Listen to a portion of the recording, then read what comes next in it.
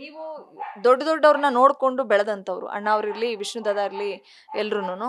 So ಅವತ್ತಿನ ನಾಯಕತ್ವದ ಗುಣಗಳಿಗೂ ಇವತ್ತಿನ ನಾಯಕತ್ವದ ಗುಣಗಳಿಗೂ ಎಷ್ಟು ಡಿಫರೆನ್ಸ್ ಅಂತ ಅನ್ಸುತ್ತೆ ತಾವು ನೋಡಿರೋ ಪ್ರಕಾರ ಇವತ್ತಿನ ಹೀರೋಗಳಿಗೆ?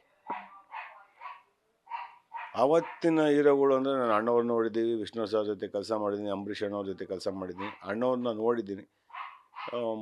ಆವತ್ತಿನ ಒಂದು ಕಾಲಘಟ್ಟನೇ ಬೇರೆ ಇತ್ತು ಚಿತ್ರರಂಗದಲ್ಲಿ ನಾವು ಅಸ್ಟೆಂಟ್ ಆಗಿದ್ದಾಗ. ಇವತ್ತಿನ ಒಂದು ಪರಿಸ್ಥಿತಿನೇ ಬೇರೆ ಇದೆ ಅಂತ ನನ್ನ ಭಾವನೆ. ಬಟ್ ಏನಂದರೆ ಹಂತ ಹಂತವಾಗಿ ಬೆಳಿತಾನೆ ಹೋಗ್ತಾ ಇರುತ್ತೆ ಪ್ರತಿಯೊಂದೂ ಸಿನಿಮಾದಲ್ಲಿ. ಪ್ರತಿಯೊಂದು ಬೆಳವಣಿಗೆ ಆಗ್ತಾ ಇರುತ್ತೆ. ಹೊಸಬರು ಬರ್ತಾ ಇರ್ತಾರೆ. ಹಳೇದಿರುವ ಹೊಸ ನೀರು ಬರುತ್ತೆ ಅನ್ನೋಂಗೆ ತುಂಬ ಜನ ಹೊಸಬರು ಬರ್ತಾರೆ. ನಿರ್ಮಾಪಕರು, ನಿರ್ದೇಶಕರು, ಕಲಾವಿದರು ಎಲ್ಲರೂ ಬರ್ತಾರೆ.